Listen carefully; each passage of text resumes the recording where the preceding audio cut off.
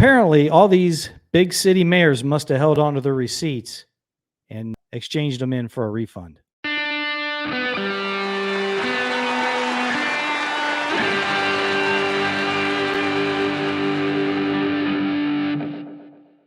Welcome, everybody, back to the OTR Vantage Point. I'm your host, Mark Kelly from Kelly Defense and On the Range podcast.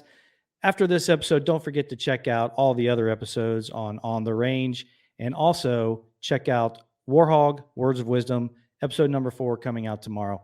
So it's very curious. It seems that these big city mayors held on to their receipts and exchanged them for a refund after their big push to defund the police last year. Now, we all know what happened. Crime, violence skyrocketed, and they're quietly slipping those funds back to the police department to hire more cops. Because let's face it, crime is out of control. 56 shot and 8 dead in Chicago this past weekend. Yesterday, 70-year-old woman was shot, beloved by her neighborhood and all her friends. On Monday, a special education teacher dedicating her life to special needs students was also shot and murdered in Chicago.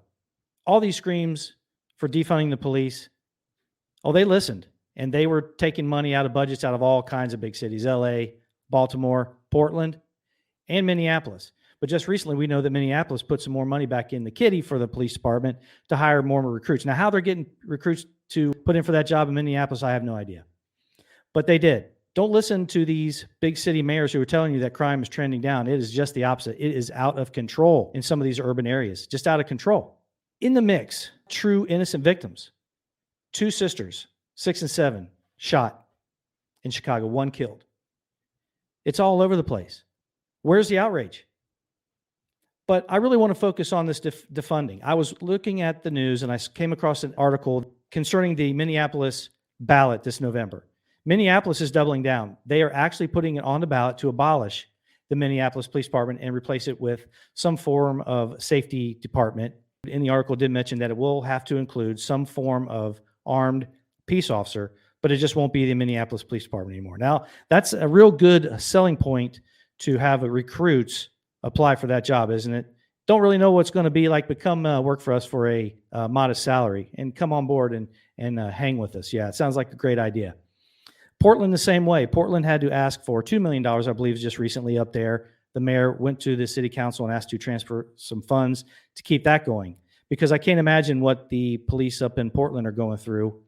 They must never have time off. It's just a mess. Baltimore's the same way. LA the same way. They're taking money and giving it back to the police. But there's another problem here that I want to talk about. I saw a video just recently. This girl had to be 7 to 10 years old. I think it's more on the lower end. Being videoed, walks up to a uniformed police cruiser, bangs on the driver's side window, cursing and acting like she wants to fight the police officer. Where do you think that's learned?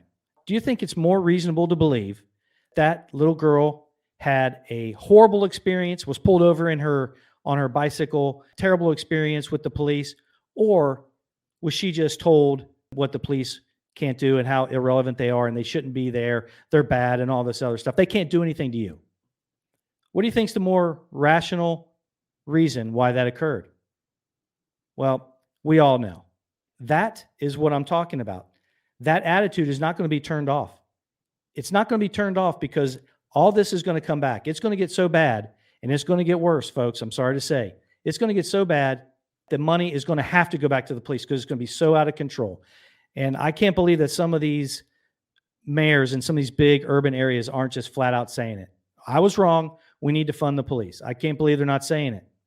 But even if they do, they're still not going to say it. They're not going to put that in their campaign commercials for re-election that I refunded the police. They should, but they're not going to.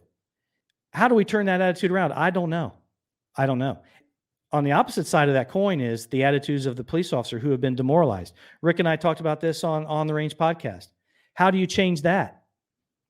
How do you get people to apply? I don't know. It's a calling for a lot of folks. God love them for doing it because it's not an easy job. They're up against it. They're being told that they are no good. They're telling people that you can't do anything. I saw an article where they were not going to do any kind of minor traffic violations. They're not going to do any of them to conserve resources. In other words, they don't have the money or the time to waste on doing traffic stops for minor infractions, speed, stop signs. They don't have time to even look at that, school zones, because they don't have enough people. They need people to answer the call when someone dials 911. That's the basic function of a police officer, and they're not meeting it. That's exactly what it tells you. By the way, that article in Minneapolis about the ballot, it was to clarify actually what the voter is getting by voting yes or no. Apparently, the judge felt that it was misleading.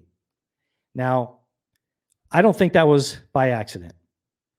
We all know they're exactly trying to mislead them. They're trying to tell them, hey, your service that you're getting now from your police department is not going to change if we get rid of them, because we're going to replace it with something better. I don't think there's a whole lot of people that are going to believe that if you tell them exactly what they're going to get. So there's no surprise that it's a little bit misleading. So, hey, tell me what you think below about this, and tell me what you think. Rick and I have talked about it. We'll probably talk about it some more because I do believe this is going to be an ongoing issue. Don't forget to listen to other episodes of On the Range podcast. Make sure you're safe out there, guys. God bless America. Thank you, all you law enforcement, fire and first responders and military. We love you guys.